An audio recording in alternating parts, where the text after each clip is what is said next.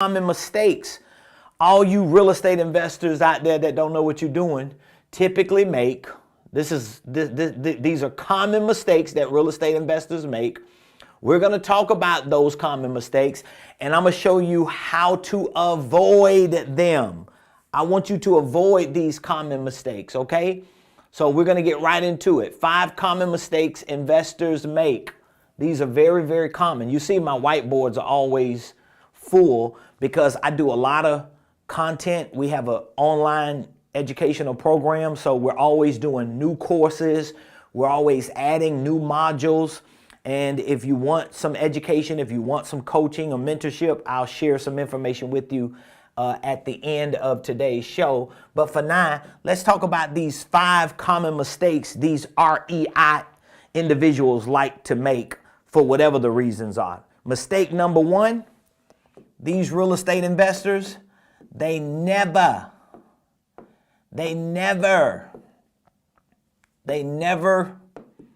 get started.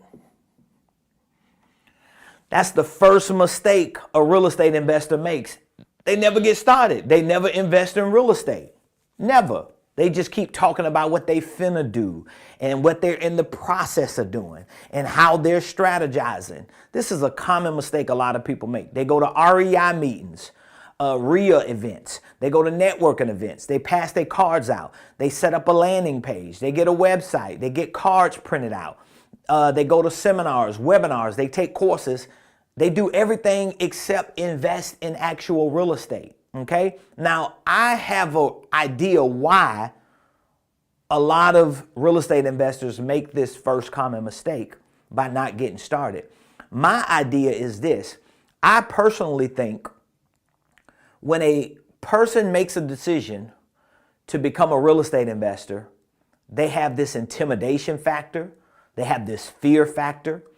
And even if they get information, that information doesn't always translate into confidence or courage to actually do a deal. I think a real estate investor who's just getting started not only needs, and this is how you're going to avoid not getting started. I think you need information, but I also think you need mentorship. I think you need to be in a community surrounded by people who actually doing the doggone thing. Like, you got to rub shoulders with people who doing deals every day, who are underwriting deals, who are signing contracts, who are going to closing tables, who are rehabbing and renovating homes, who are renting them and selling them and doing that. When you get around people who doing it, now not only do you have the competence from the information you're learning, but you're going to have the confidence and the courage. Like, we got people who are in our mentorship program right now who are just getting started in real estate, but they're getting started by reaching out to people, generating leads to do deals, not because they know everything, not because they've ever done it before, because they have people like me and my team with them telling them, listen, all you got to do is text people, email people, and call people, or knock on doors and communicate. And the moment you get somebody who gives you a maybe or a yeah, bring us in. Let us help you pull that deal through, okay? So they have the courage and the confidence to get started. So if you lack the courage or the confidence, or maybe just the information, how do you avoid not getting started? Well, again, you got to get around the right people. That means you got to get educated. More importantly, you got to think about what type of investing, where do I need to find myself in the deal? Maybe at first you might not be the end buyer. You might not get the whole pie. Maybe you just need to get a finder's fee. Maybe you need to generate a lead and bring that lead to an investor. And if that lead turns into a deal, you ask the investor to give you a finder's fee. Maybe if you know a little bit more, you got to be competent enough, but you could be the wholesaler. Maybe you could be a private money lender. What if you got money and some credit and some resources where you could go to an investor and say, listen, I don't know how to do a deal from beginning to end, but I do have some private money that I can lend on the deal. And the contingency is, would you let me shadow you through the entire deal, all the way to the closing table, or all the way to selling it or renting it or exiting it? All right. So you don't have to be the end buyer. You don't have to be the real estate investor. Then there's real estate investors who never get started because they cocky, they arrogant, they prideful. And instead of them bringing other people in on the deal, like how I just mentioned, they want to do it all by themselves because they want the whole pie. Well, you ain't got enough experience. Trust me, before I became an end buyer, buying real estate and being the person who's doing the whole deal, before I became that person, me and my wife, we have been the service providers helping other real estate investors. We've done that for years. I was just telling the students this past Saturday at our workshop that we have made investors and sellers and buyers of real estate, we've made them millions of dollars in the last 20 years. In many of these deals, we were not the investors. We were just either the agent, the contractor, the consultant. We were just helping them put the deal together. But we got the experience. We got the credibility. We were able to see how it all plays out from different aspects. So that's number one. Second mistake. This is a very common mistake real estate investors make is they, I hope it ain't you, they take shortcuts. Let me tell you something. It ain't no shortcuts when it comes to real long-term sustainable success and legacy building. But this is a very common mistake a lot of real estate investors make. They take shortcuts. So when I say take shortcuts, what am I talking about? Well, in real estate investing, I'm talking about taking shortcuts on what we call due diligence. Okay? Due diligence. So there are three areas of due diligence that a real estate investor can take a shortcut on. There's a legal area, there's a financial area, and then there's a physical area. Okay? So let me explain to you why taking a shortcut can cost you a real estate investment career. Legal due diligence, first and foremost, begins with structuring your enterprise the correct way. So I teach a lot about the holding company, and the reason why I teach on the holding company, because if you're going to be a real estate investor, I would prefer for you to have a holding company where this is you at the top.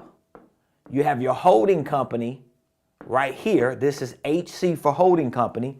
And then you create a subsidiary for your real estate investing. So this real estate company is owned by the company that you own.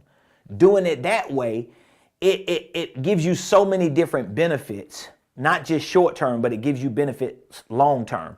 So I think one of the shortcuts that real estate investors make is they don't set their enterprise up the correct way as far as the legal structure is concerned.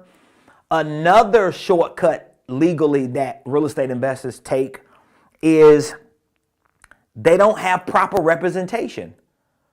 For example, if there are certain documents and forms that you need, especially if you do creative real estate investing like subject to owner finance, lease options, wraps, and all those other types of creative transactions, you do not want to just rely on finding somebody like Ramon Preston on the internet, some guru, and paying for their documents and thinking that those documents, line upon line, are going to work perfectly for where you do real estate investing in. You don't know if it's going to work in that area. You don't know if there are certain laws that govern that area.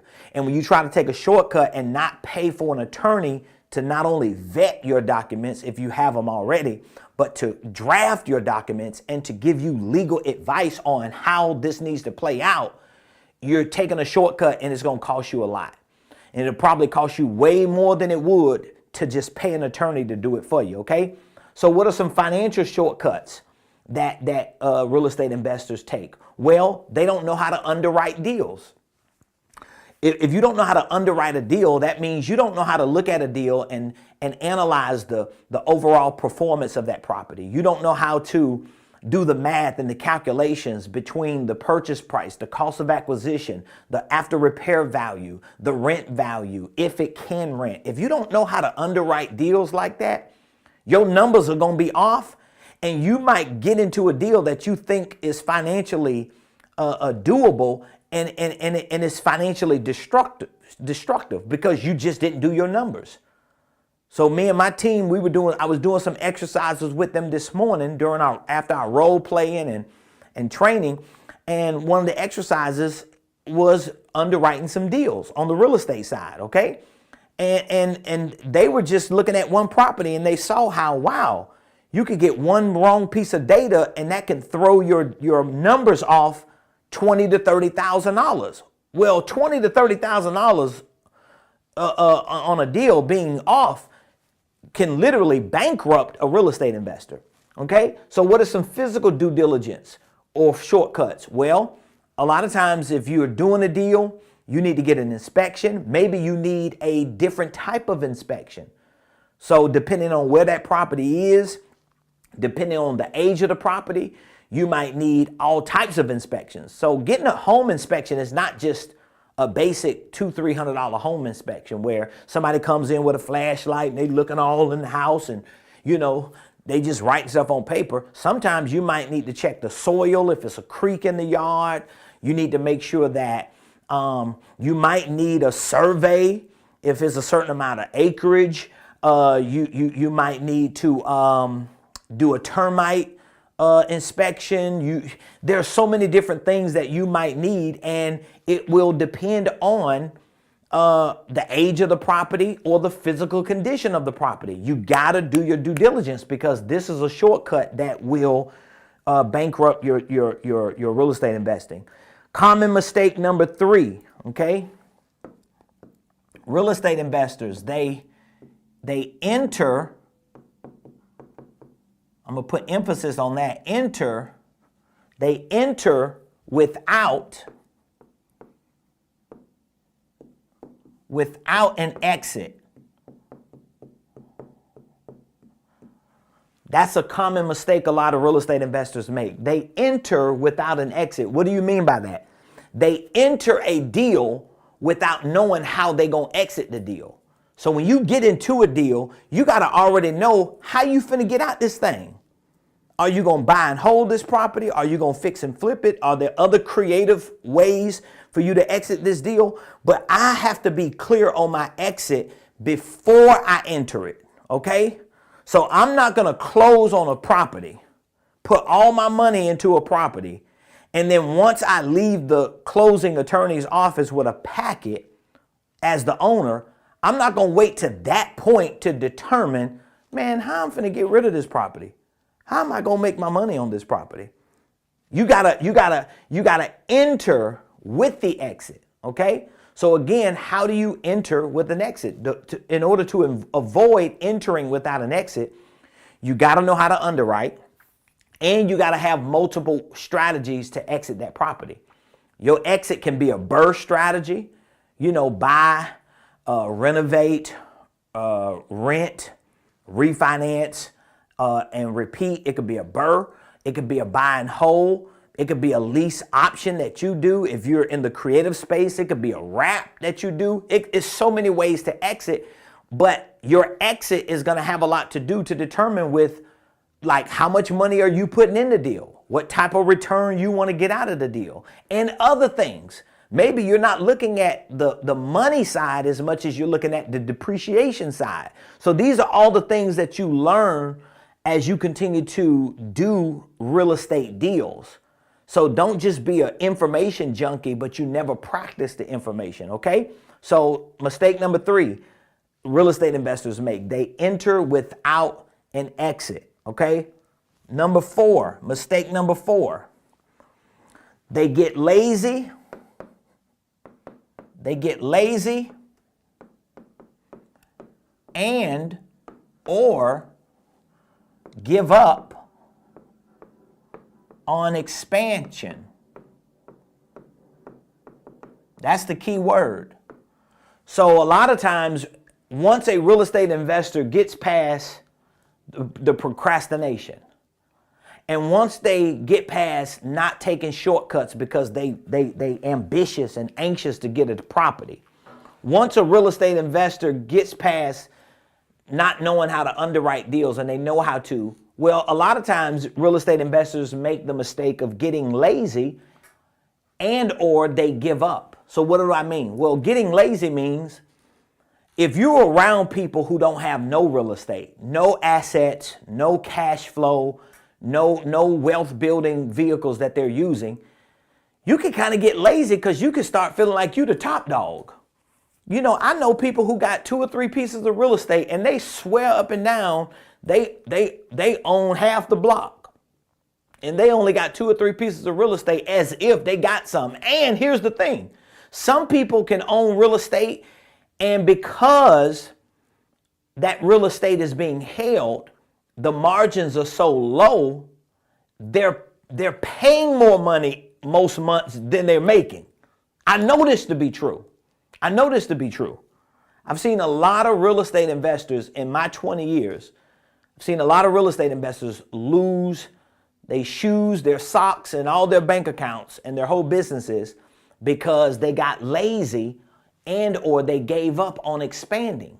So you got to keep expanding, especially if all you're doing is buying and holding real estate, because this is a part of your acquisition strategy. You may need to buy and hold some, but then you might need to buy and flip some if you don't have enough active income coming in from somewhere else to sustain you during that time when the cash flow you get from buying and holding does not pay the bills, because you need right now money and you want tomorrow money. So I know people who buy one property and they put everything in that one property and they hold that property, but their return is so low, they might not be able to refinance it. And now they're stuck on one deal for 3, 4, 5 years until they can get another deal. And this is very, very common for most real estate investors who are not creative, who don't think out of the box, who don't think expansion, and who not around people who really doing real estate. Okay, so that's common mistake number 4. So the way you prevent or avoid getting lazy or giving up is, again, you got to get around people who doing it. You got to get around people who force you and challenge you to think bigger.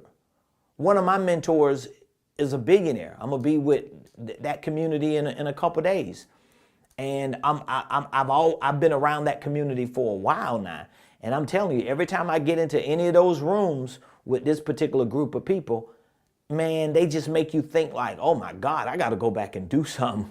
I'm not doing enough. Because when they talk about real estate in some of the rooms I walk in, they talking about like 1,000 units, 3,000 units, a 500 unit, a 200 unit, and I'm over here thinking about one house. I'm struggling with trying to put one deal together. I'm thinking, oh my God, I got to get my game up. So I avoid getting lazy. I avoid giving up on expansion because of who I am around and what I am observing in real time. Because this stuff on the internet sometimes can trick you into thinking something different, and you start living in this illusion when it's not a reality. All right. So the 5th and final common mistake real estate investors make is they either miscalculate or mismanage their money. So let me explain to you what I mean, because miscalculating is a little bit different than mismanaging in terms of the money that you're making. Okay, in real estate, there are different types of money that you make, if that makes sense to you.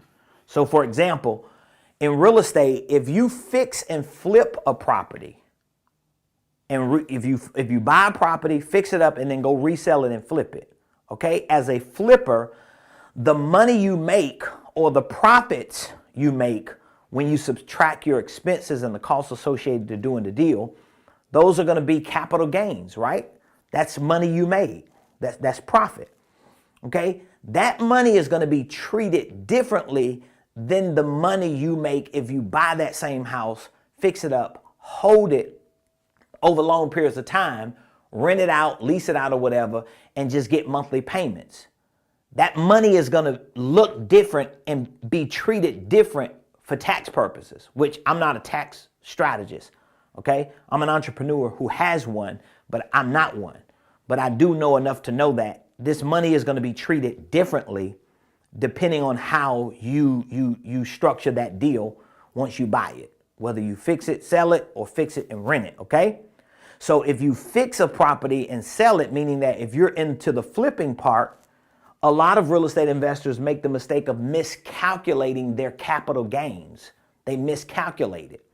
It could be because they're making so much money, they're not thinking about all the tax liabilities that's going to come with all that money they make in a calendar year.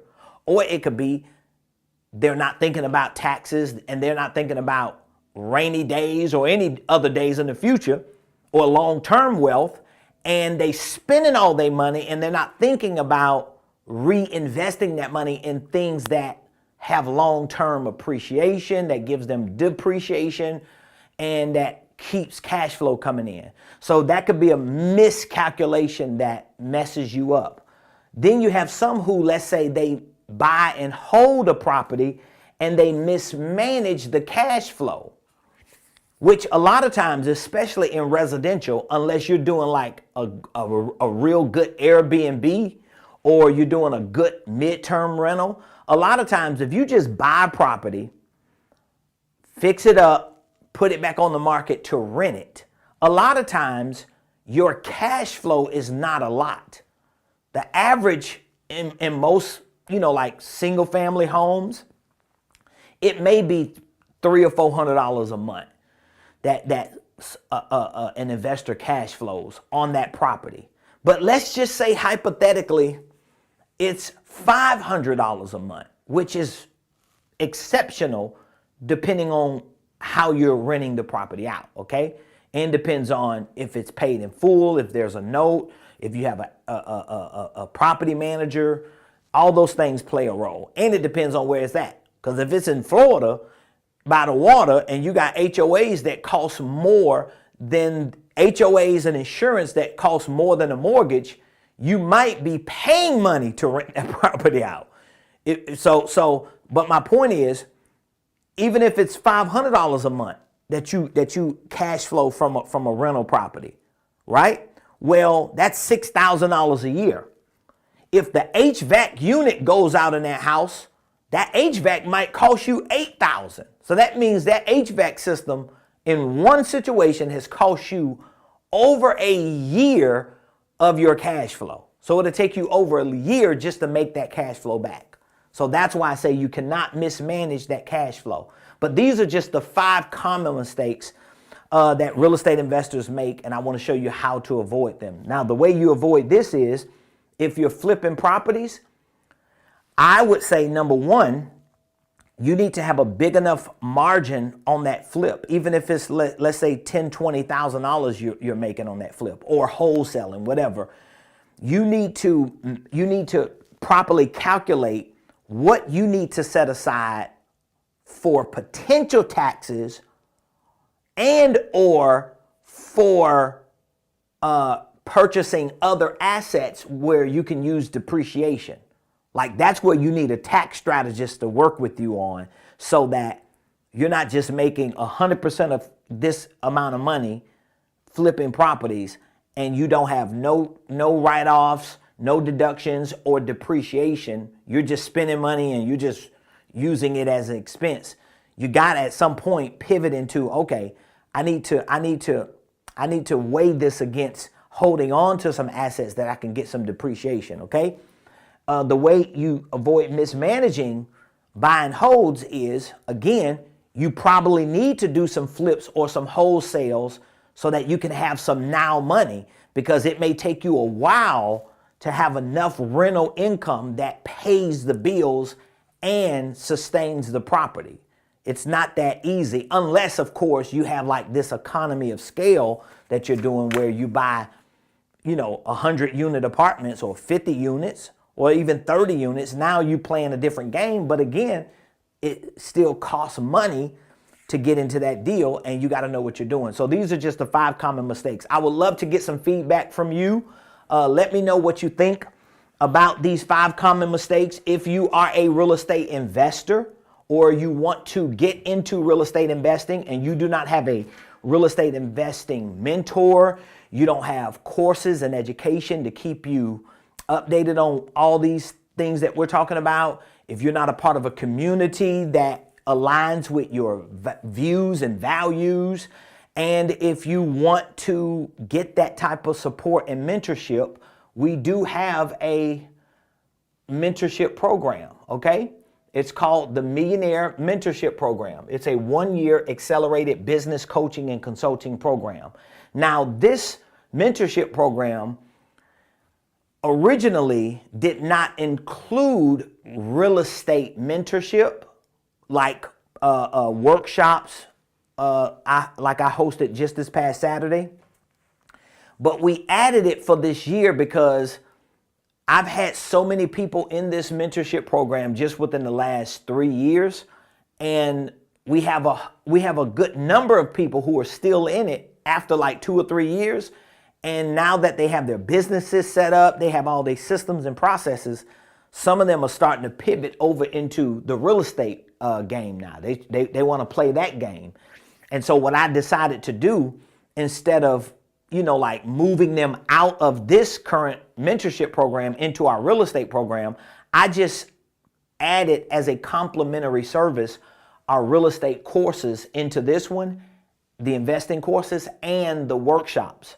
So the real estate investing workshops that we do all year, and the coaching calls that we host for real estate all year, and any of the one-on-one sessions or in-person group sessions that we do regarding real estate, like what we're going to be doing in a couple weeks. We'll come together for about 4 or 5 hours and underwrite deals, role play, make calls. We're going to go preview some properties when we have them bought and closed. All of that is complimentary to this program for 2024, okay? So if you're interested in being a part of our mentorship program, this program has a lot of benefits. We have weekly coaching calls. So every Monday at 7:00 p.m. Eastern, we have a live private Zoom call where we all converge together. We talk, we network, we ask questions, we get information, we give feedback and share success stories. So that's every Monday. We have a weekly call. We have regular workshops. So that means just this year alone, we're probably going to host about 6 different workshops. Some are going to be on real estate investing, sales and marketing, corporate systems and processes. We have workshops around finances. So we do workshops to help you engineer a successful enterprise. That should include real estate investing.